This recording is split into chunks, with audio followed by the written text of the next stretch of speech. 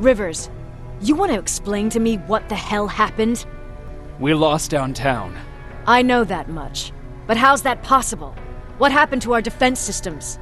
Alvin says one of our soldiers came with an order directly from you to reset the target settings for non-lethals.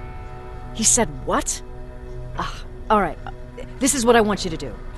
Find whoever is responsible for sending that order. All the messengers have GPS tracking, so we're keeping tabs on their location. Find them and bring them to me. Understood. And Rivers, despite what I might say about our resident egghead, I truly have a hard time believing that my men are incompetent. So expect the unexpected.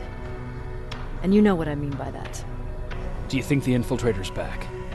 We won't be sure until you find those messengers and confirm my suspicion. As soon as you know what's going on, radio me. Who's Perry? You mentioned him before. The best soldier I ever fought beside. He was the one who brought me into the Resistance. It's actually a funny story. Years ago, when I was just a kid, I saw a Skynet drone attacking some guy. Without thinking, I grabbed a rock and jumped on it.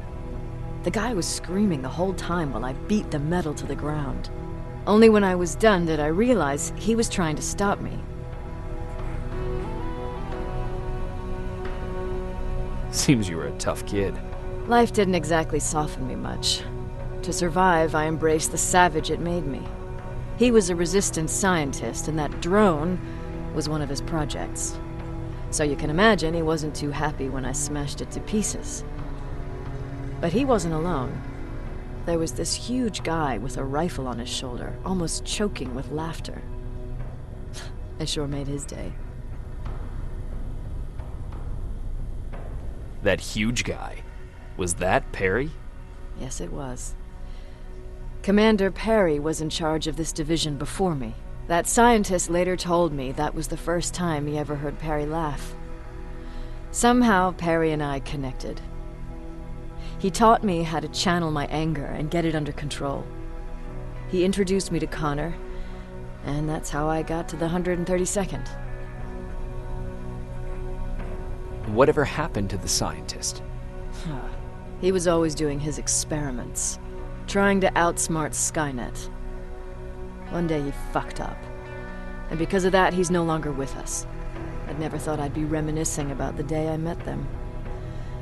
This may come as a surprise to you, but it was the first metal I ever destroyed.